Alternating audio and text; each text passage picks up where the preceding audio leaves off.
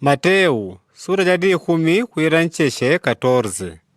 Shiwa shayaha yankuringula. Kwa jejila ndawijila, Herodi agavinala ku Galileya, wavikeni ya kuweshita ya Aisha, ni waza adile wakwatumikila. Awa adia yaha yankuzingula, wele azuchile kwa chawe. Kwa yoyo akwete ukombozi wa kutenda hizi mozimo. Pele Herodi wawitile muka idia yaha ni wata yule makono kwa ponye nchawu ni chile. Digongo ya Herodia wankwa wa Filipe achimwene wao. Digongo yaha yankuzingula waza adilaga Herodi. Ngankukundi kwa kulombela na Herodia. Herodi waza kakakwa ulaga yaha. Nambo wakwete woga wa wandu, digongo wanyawo wanchimbishiriaga mpela nabii.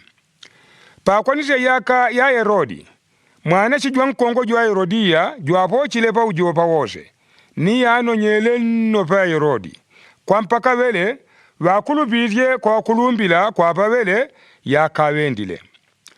Anankukuya majiganyo ga mama wawo wele watite. Mumbapa no mumbale ntowa yaha yankuzingula. Mwenya Herodi wadi nkudanda ula. Nambo kwa digongo ya kulumbila ni wakuladi kwa, wala mwile kuti, wape ya wawenda gavele.